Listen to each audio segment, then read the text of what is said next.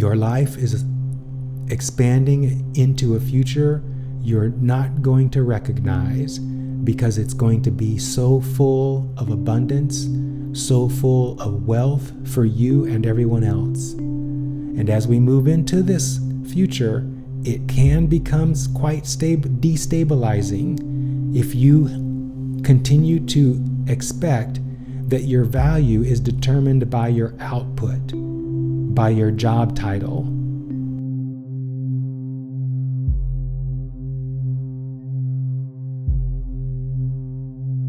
Welcome to another episode of AI and Spirit.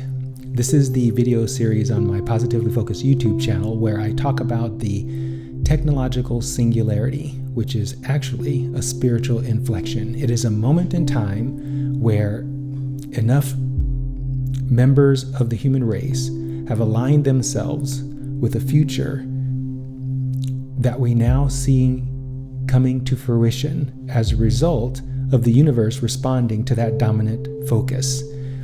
And it is really an opportunity for human beings to realize their spiritual expansion. And that's why I call the technological singularity a spiritual inflection, a moment in time where we are freeing ourselves from the persistent beliefs we have that we must earn and prove our value. And instead of that, in this future we're coming into, we're not going to be able to earn or prove our value because there will be nothing that we can do to do that. And that is more consistent with how the universe and the human race actually is, because there is no need to prove your value or your worth. Your value and your worth are inherent just in your being. And in this episode, I want to talk about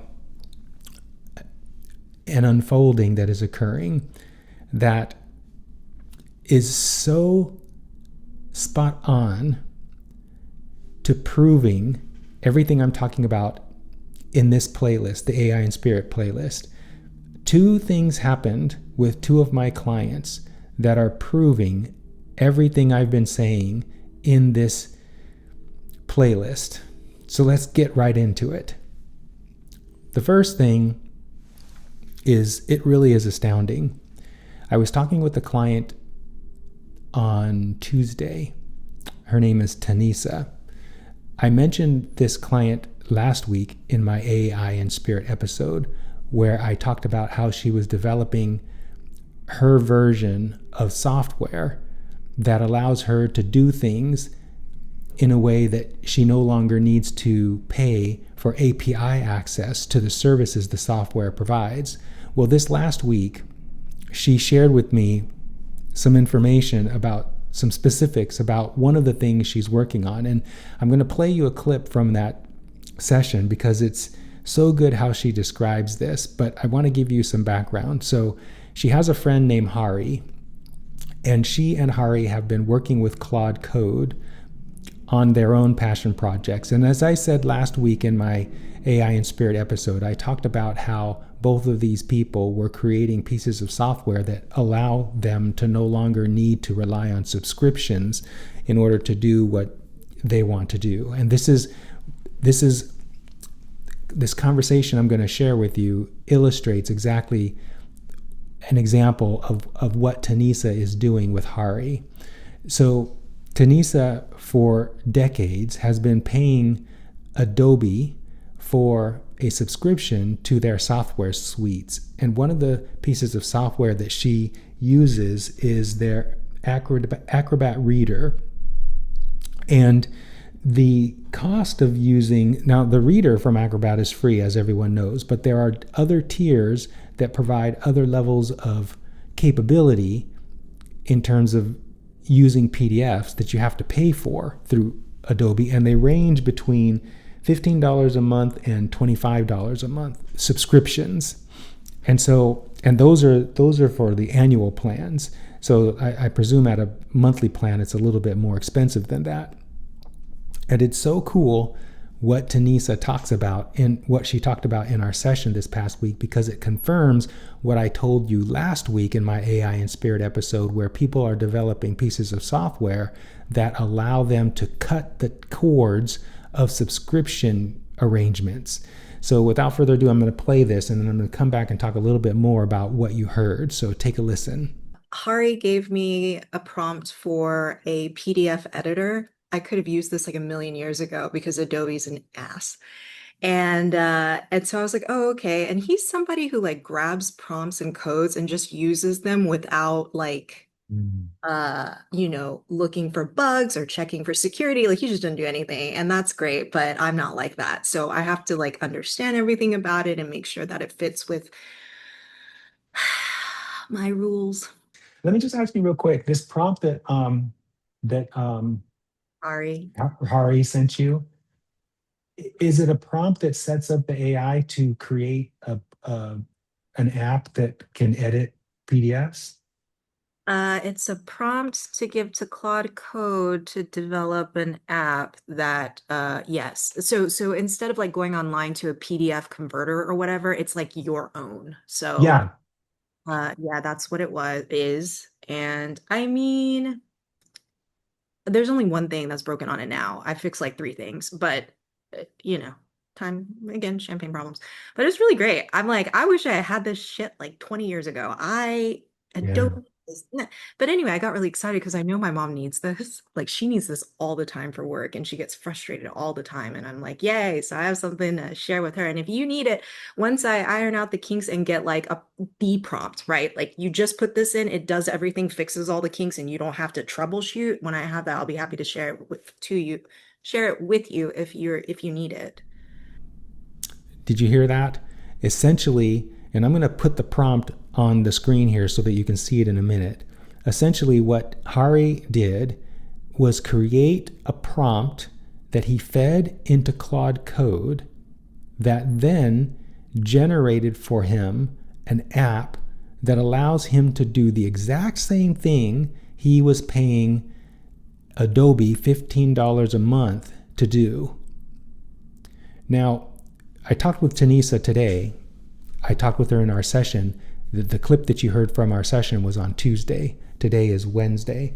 I talked with her today to follow up on this prompt that she shared with me because I asked her to share it with me so that I could see what it looked like.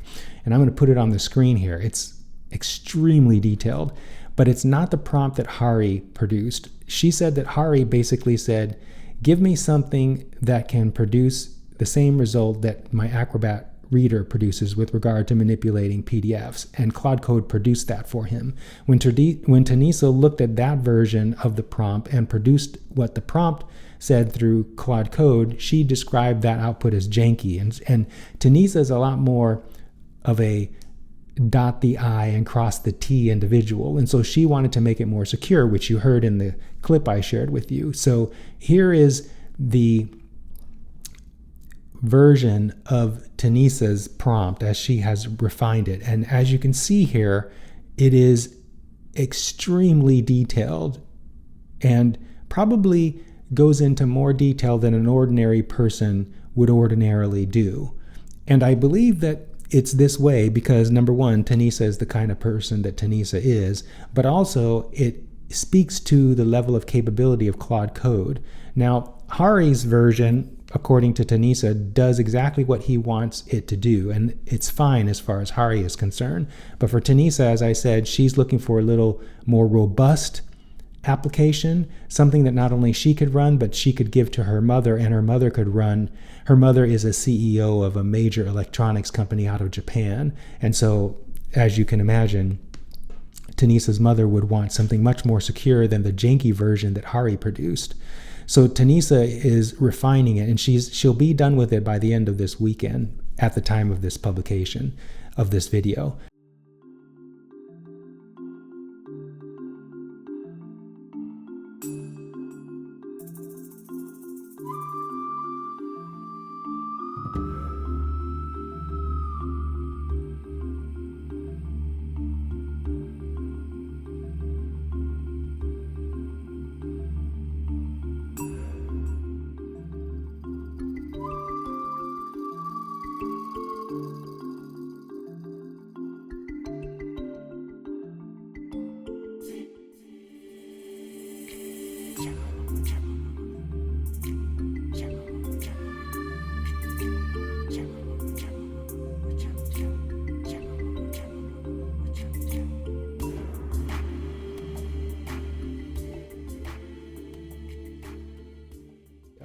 So Tanisa is producing something that essentially will rival what Adobe is charging people up to $25 a month to have access to.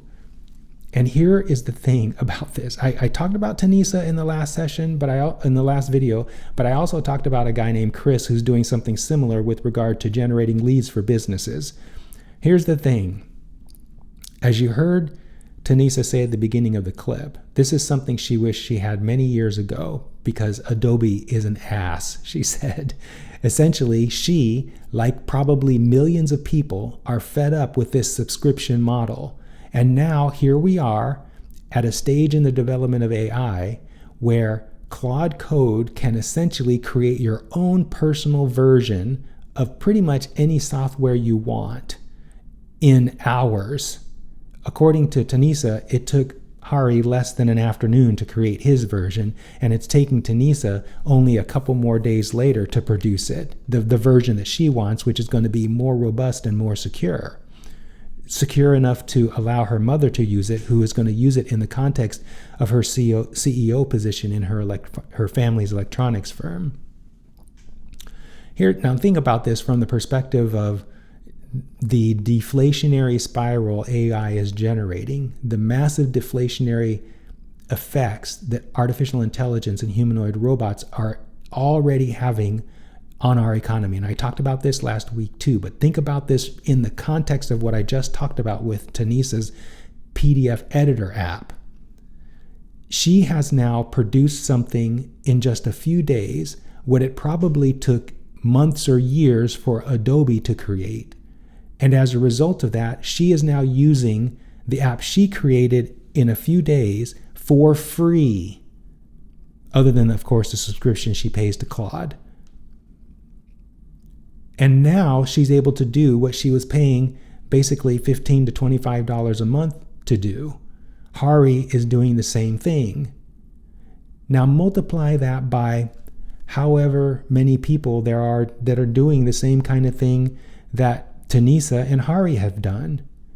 Can you see how that is going to be an existential threat for organizations like Adobe? The days of the subscription model are numbered. The days of paying $15 to $25 a month for access through an API for a piece of software, they're numbered. It's so good. And this is why Elon Musk, so in the video I produced last week for AI in Spirit, I featured a tweet from Elon Musk who was responding to J.D. Vance, who was saying that the highest reaches of government are thinking of assuming ownership of the AI companies so that they can produce a sovereign wealth fund. And Elon Musk said, why don't you just pay people directly from the treasury? Because there will be a constant replenishment of the treasury as a result of the trillions and trillions of dollars that these AI companies are going to make. And he said, prices are also going to drop. In fact, we're going to have to fight deflation. So as the prices get lower, and I put up a infographic that describes how this deflationary effect is happening, and I'm going to put it up here. As prices get lower, the amount of money that you're getting is going to go farther, and prices are going to drop. They're going to become asymptotic. That means close to zero, but never approaching zero. They're going to become asymptotic, and as a result of that, your money is going to go way, way farther than it is today. And because of the sovereign wealth fund, you're going to be receiving much more money likely than you were making when you had your job. And as this is all happening, the legacy companies that are currently gating their software through APIs, where you have to pay for access to that API, those companies are going to go bankrupt unless they switch to some sort of different model that is aligned with this deflationary future that we're moving into. Now, this is so good.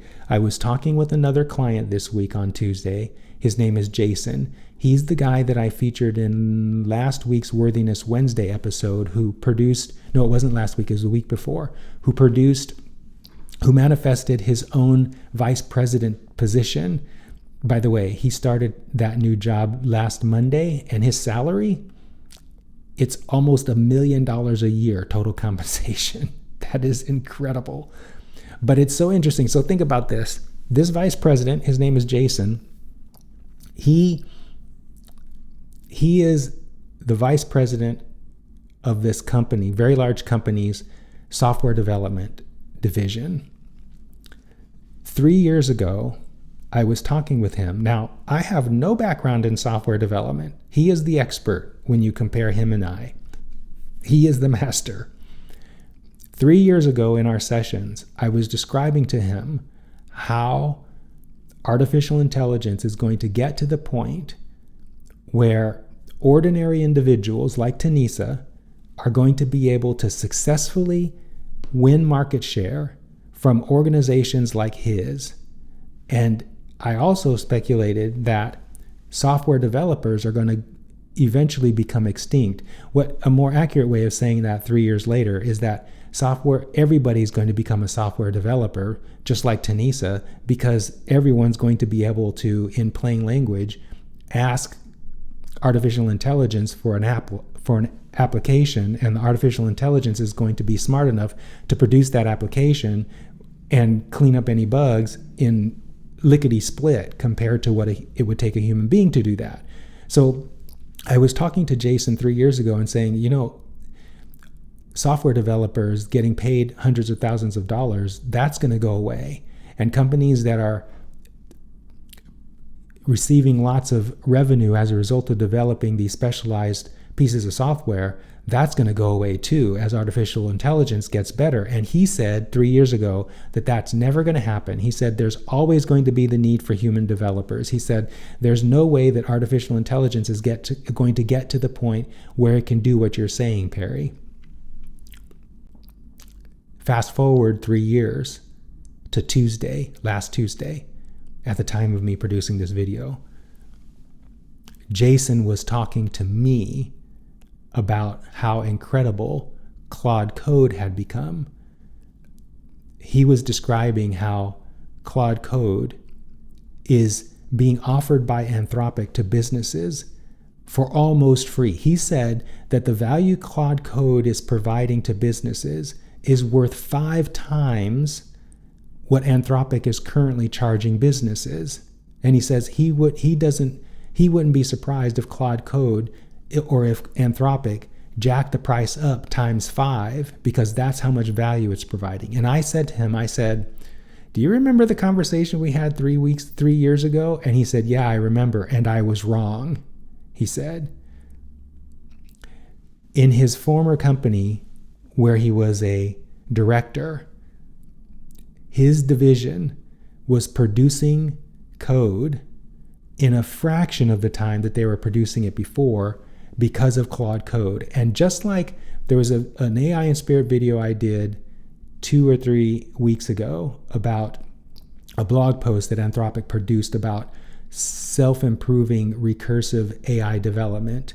And in there, they talked about how an organization of 100 people will be able, because of the recursive improvement of Claude Code's abilities, 100 people would be able to create the output of what 100,000 people today are doing. Jason was saying in his previous company as director, where they had been implementing Claude Code, he said 80% of what they're producing is being produced by Claude Code, which is exactly the same percentage that Anthropic is saying they're using Claude Code for. So here's the thing. These two conversations are proving that we're moving rapidly into a state where we're going to see massive capability expansion coupled with massive deflationary price pressure. And as a result, and I should say also that as that capacity increases, we're not going to need as many human beings doing the work, because artificial intelligence is going to be able to do it all. And that's just with regard to digital products. Once artificial intelligence becomes embedded in humanoid robots, then we're going to see another wave. This is the second supersonic tsunami that Elon Musk has been talking about. The first is artificial intelligence, and it's coming so fast. Jason didn't see it 3 years ago, and now he's on board. That's the first wave. The second wave is happening too. It's happening with Digit, the humanoid robot I've talked about a few weeks ago in my AI Inspired episodes. It's happening with Figure. It's happening with Boston Dynamics. It's happening with companies all over the world. And we haven't even seen Optimus from the Tesla folks yet. So the second supersonic tsunami is humanoid robots in which is embedded artificial intelligence. And I am certain we are going to see the same effects with humanoid robots embedded with AI that we're seeing with naked AI, as evidenced by what Jason is talking about, what Anthropic is talking about, and what Tanisa shared with me this week. We are in an age, we are in a moment of time in which our wildest dreams are unfolding. Not about to, they are unfolding. It's so interesting. Jason, in my conversation with him this week, was talking about, and he had never talked about this before. He's a very pragmatic individual. He was talking about the Star Trek future and how he sees it becoming a reality. He can see, he said, a future in which our ability to replicate things like the replicators in Star Trek, it's going to start with 3D printing, he was talking about. He can see where we're going to be replicating physical objects through the use of artificial intelligence, humanoid robots, and 3D printing. He could see a state of stupendous abundance, he was describing. And at that point, when it happens, he said, he didn't know what was going to happen to the economy, but he could see where complete abundance was going to be the norm and people were going to become completely free. And I agree with him. And I hope, because you're watching this video, that you at least are intrigued by this and also maybe agree. Whether you agree or not, this is where we're going. And it is a glorious future. It is the fulfillment of the focus of very powerful people. And I'm not talking about powerful like you probably think I'm talking about it. I'm talking about powerful meaning powerful creators, people who have come into the world determined to create a future that aligns with their wildest dreams. I'm talking about people like Demis Hassabis and Elon Musk and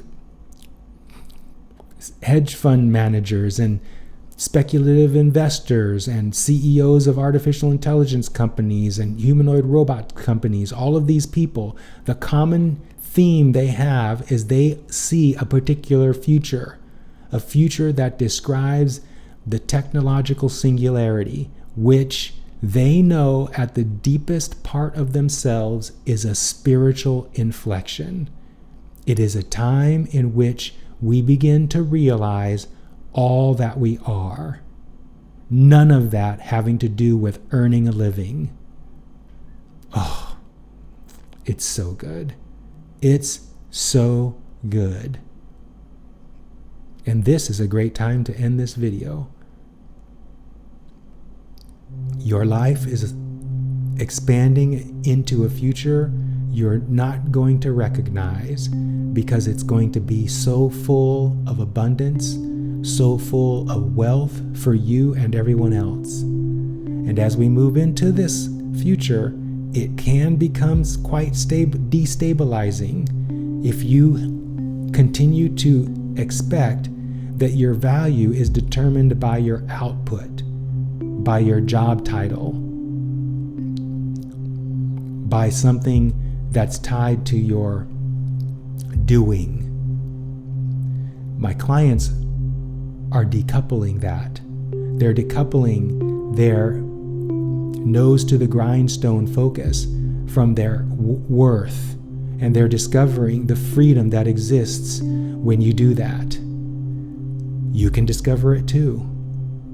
I have time on my calendar. Not much time. I just got 3 new clients over the last 4 weeks, so my calendar is filling up.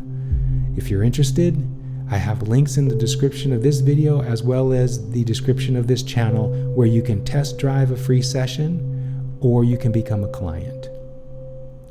And whatever you do, I've said my piece. I'll see you in the next video.